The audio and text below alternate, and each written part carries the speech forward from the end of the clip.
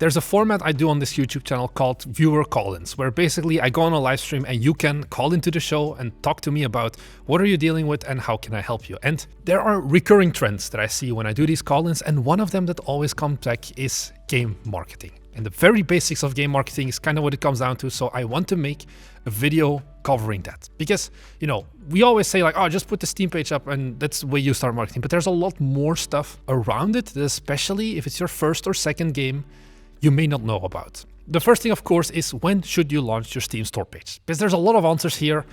I think, in my opinion, especially if it's your first few games and you don't really know like what's the ideal point, a good vibe check to see if you should launch your game on Steam or not is if you can make like a 30 to 45 to 1 minute long trailer of your game that looks pretty good. Like there's no ugly parts to your game, there's no prototype or like placeholder art or whatever, but you actually have something that looks like an actual game.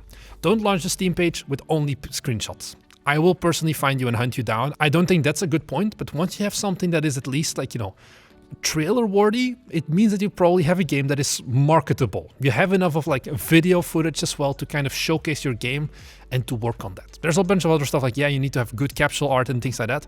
But I think in terms of just when the game should be there is when you have a trailer. And there's a way you can do this also that we've been trying out, where when you start development, on day one, basically, you plan out how your trailer is going to look, and then you're just going to start working on the systems related to that trailer. Instead of working on the game for a few months and then be like, oh, I kind of want to start marketing this game. And then whatever state of the game you have then, try to cobble up together a trailer. I think it's a better way to do the approach of like writing down your entire game trailer, how you want it, what are the shots you want to show in the game first, and then building the game around that. But that's already a side thing, basically. You need to have a trailer, you need to have decent capsule. If you have those two things, I think you can put the Steam page live whenever you want. And I know there's kind of a thing of like, oh, but what about first impressions? Yeah, you can do things like a press release and sending your game to like Game Trailers or IGN. But for the most part, this is maybe a hot take. I think first impressions don't matter that much. People will go back to your store page. You're gonna keep improving your game at the end of the day. And even if they didn't really care about your game that much the first time when they saw it, especially if it's not like 100% atrocious, just slop. That's why I say like you need to have a good trailer at least. And they're gonna see it again. It takes a few times before they're actually interested in the game as well. I think there's something of like the marketing statistic of you need to see a game like 7 times, or like you need to see a product 7 times before you're interested in buying it. There's a similar thing with games as well, where for a lot of people just seeing it one time isn't going to be enough, but it's going to be seeing it multiple times over a certain time span that is going to make them more interested in it. So once you have something that's trailer worthy, I would say go and put your store page live. Once you put your store page live, and especially once you get closer to release, you're going to start getting emails from the scum of Steam. There's no better way to describe it.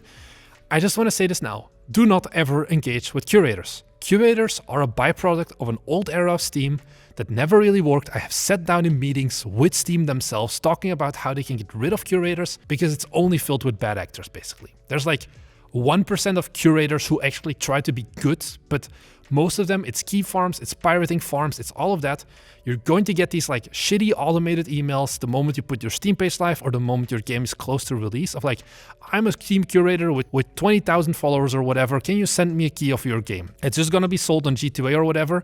Do not ever engage with curators. I have even set up like email rules in my Outlook of like, if it includes like the word curator, I basically instantly send it to garbage because you're going to get tens of emails, maybe even hundreds of emails. It's kind of miserable, but it's just because it's all automated by probably some guy in Russia or whatever who sends out all of these emails, and like they run like 20 different curator accounts. I've actually made a video as well about how the first game we ever made, we didn't know about the downsides of curators, how our game got pirated by sending an early copy to a curator that just then instantly got sent up to like FitGirl repacks basically, and there's nothing you can do about that. So don't engage with curators.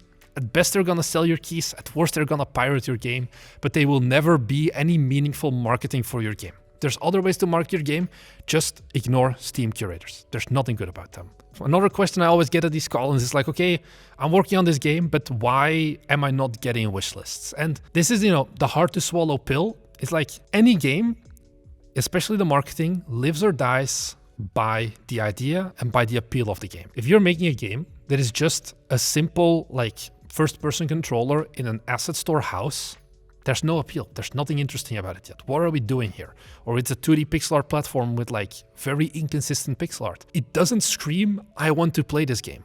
You need to have a game that people want to play, and that comes from the game idea, that comes from day zero. What is the game that you're going to be making is going to impact the actual end result of your marketing as well. Your genre will determine things like your total addressable market, basically. So if you make like a 4X game, it's going to have a very different market than if you're making like Playway style simulator games. It's going to be a way larger market then.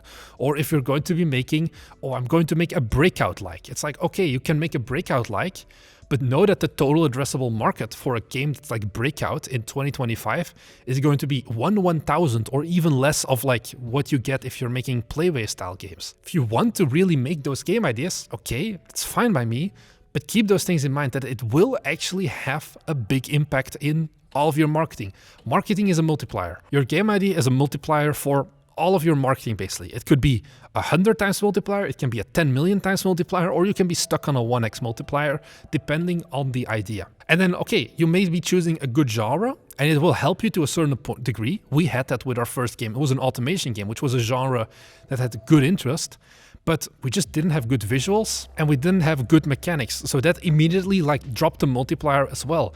Your visuals, even though, you know, oh, it's shallow and people should play my game for the gameplay, not for the art style. Your art style matters. Games are a visual medium, especially when marketing, when you're like showing screenshots or videos or GIFs. The visuals are going to be what's going to be selling the game for the most part there. Even when you're doing like YouTube videos and it's like a let's play, visuals will determine if someone is going to care enough to watch the half-hour let's play of your game, or the review basically. At a certain point, yes, mechanics will matter as well, because you need to be able to follow up on the art style and the promises that you make in terms of mechanics. But especially in the first stages, your art style does matter a lot. If you have a game that looks like our first game, for example, I'll pull up some footage, it is going to be infinitely harder to market this game than Pioneers of Pagonia, for example, or a bunch of other automation games. Just compare these two games and you're going to see there's a massive difference in between them. And of course, that's going to impact your marketing as well. So you need to be able to take a step back and don't lie to yourself. Don't kid yourself and be like, oh, but my game looks amazing, when, you know, if you really look at it again, you're really certain that it looks amazing? Or is it just that you are kind of too in love with that game to want to take a step back and objectively be like, yeah, maybe this isn't it, doc? So that's kind of the harsh truth that I have to break on these call-ins sometimes, but it's like, it's just me trying to help you. It's not that I hate your game idea, it's just that I'm answering your question of why am I not getting wish lists? It just boils down to the game you're making doesn't have enough appeal or doesn't have enough visual interest that people want to learn more about it, which is going to impact all of your marketing. And then kind of related to the Steam page and then also like selling your game, it's not the features of your game that matter, but it's the feelings. This is another problem where often I have people and I'm like, hey, can you describe your game to me? What are you making? I'm interested in it. And they end up basically just rattling down every single mechanic they implement in the game. Like, oh, you can upgrade your weapons, you can collect, you can shoot, you can do all of those things, but it doesn't really explain what the game is. A feature list will not sell your game. The feelings that your game will have is going to be what people are going to be interested in. There's two ways to describe like one same game. One could be like, oh, manage resources and upgrade your buildings. Okay, these are mechanics, but do you have any idea what that game could be? It's basically every single game you describe out there. But you could also say something like, oh, you struggle one more night as your base slowly falls apart to survive the night while you're being invaded by zombies. You're kind of doing the same thing. In both games, or like in both descriptions, you're going to have to gather resources and upgrade your buildings most likely. But one of them has a way more clear like amount of appeal basically than the other, because on one of them you actually describe the feelings that the player is going to have of like, you know, oh fuck, there's zombies coming here, I need to get my resources, and it's going to be clearly not like an easy cozy game because I'm going to be struggling. It explains way more than just saying collect resources and upgrade your buildings. So ask yourself this as well. Steam marketing copy is something that's honestly not like super hard to do. If you do use ChatGPT for your Steam marketing copy, once again, I 100% expect you to fail, because how are you going to let AI describe the feelings of your game when your AI doesn't even truly understand the game? I think that's just, it's like 300 characters, my dude. Just write it yourself. You have a brain, right? So write those things yourself. It's really not that hard. You can do it in like half an hour or something. And just find a good, interesting way to describe the game that you're working on and describe the feelings that players will have. It's going to help with everything. When you make like a Reddit post or when you try to pitch your game to a publisher or you just have like your trailer, these feelings will be ingrained in every single piece of media that you make about your game. And that brings us to the last point. Like I said, like post on Reddit or whatever. What platform should you post on? That's a question I get often because it's like, oh, if I'm working on a horror game, should I use things like Reels because I've heard that Reels is better, or should I use TikTok, or should I post on Reddit, on the r/game subreddit or whatever? There's a lot of ways here. The first answer is that there is no correct answer. For some people, they get a million wishlists from TikTok. For some people, they get a million wishlists from devlog. Like, for a certain degree, like, you know, Instagram is going to be better for cozy games than, like, for example, Reddit. Like, Reddit still is also decent, but I think what is more important is that you market your game, especially when you're the developer going to have to do the marketing as well, is you market your game on the platform that you know best. Because you cannot do everything. You can't do and Twitter, and Blue Sky, and Reddit, and TikTok, and making devlogs, and making short-form content, and all of those things at the same time that you're also working on the game. You just don't have enough time most of the time. So I think it's better to work on the platform that you understand best. Are you someone who is chronically doom scrolling TikTok? Probably TikTok is going to be the best bet for you. Even though, yes, maybe Reddit could be more optimal, you know how TikTok works. Maybe you have no clue how Reddit works, and it's way better to know how do these formats perform, for example, on things like TikTok, and what are like some formats that I can do, than trying to go into Reddit and be like, I don't really know what to post. Here's just a random GIF, and then instantly your account gets banned. Use the platforms you understand best. Yeah, maybe devlogs don't convert as well, but if it's the only thing you watch, it's still going to be a better bet than starting a brand new XD Everything app account, and then you post like, you know, one image every day for 10 days, and you get like a total of 700 views and 0 wishlists, and then just give up. Use the platforms that you know best. If you somehow magically use all platforms, there are still some specific ones, like I said, like cozy games or Instagram. If you're going for more strategic and deeper games, YouTube and Reddit would be better. Kind of depends there on the game.